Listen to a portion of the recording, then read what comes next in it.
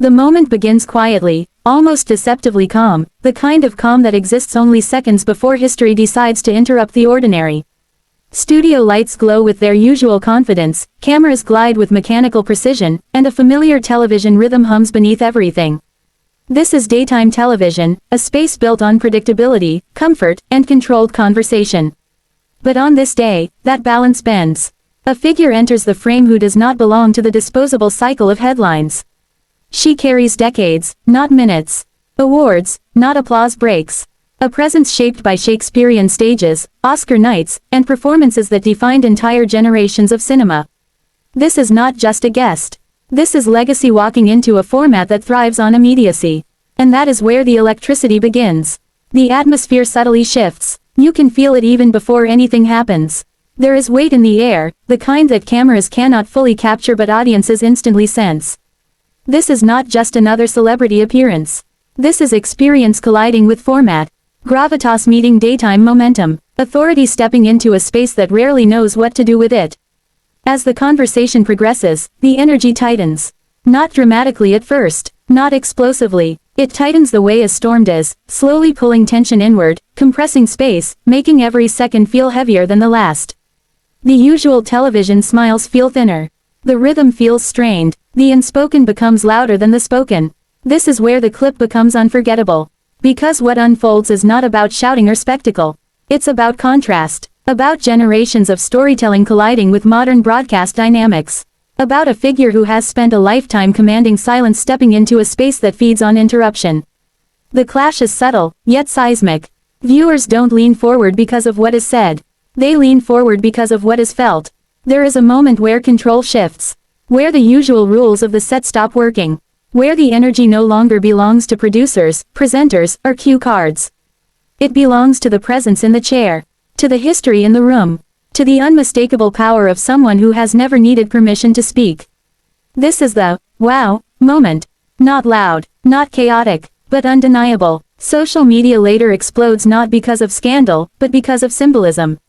Clips circulate. Headlines multiply. Interpretations vary wildly. Some see confrontation. Others see misunderstanding. Many see something rarer. A reminder that true stature does not bend easily to format. This is not about being kicked off. This is not about blame. This is about television meeting something it cannot fully contain.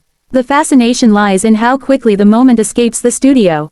It stops being a segment and becomes a cultural flashpoint. Comment sections fill with admiration, criticism, defense, and debate. Generations argue. Viewers revisit the clip again and again, searching for the exact second where things changed.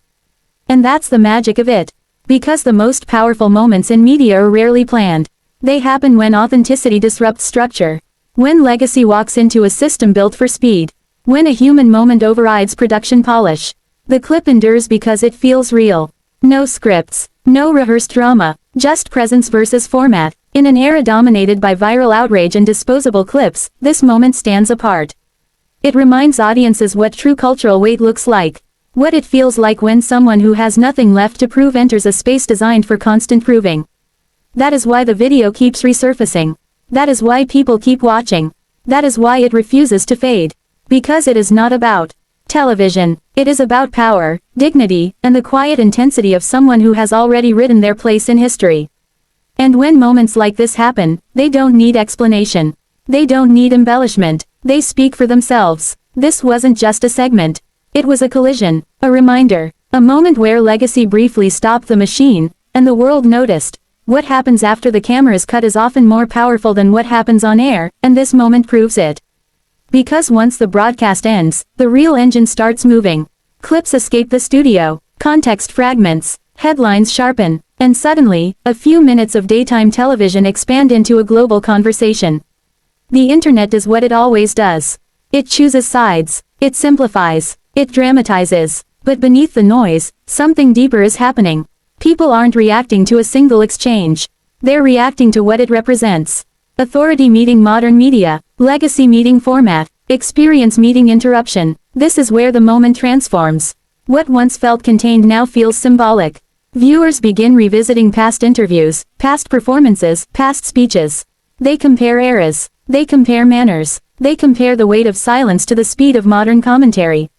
And slowly, almost invisibly, the narrative grows larger than the show itself.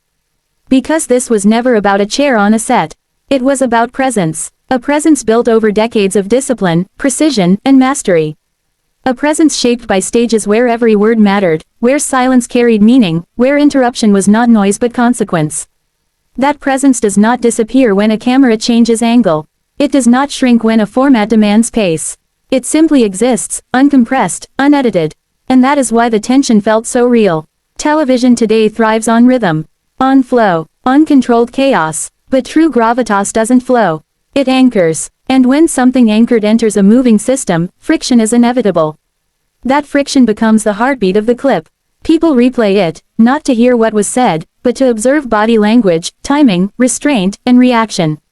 They analyze posture, pauses, micro-expressions, the moments between moments, the energy that can't be scripted and can't be cut without losing its power.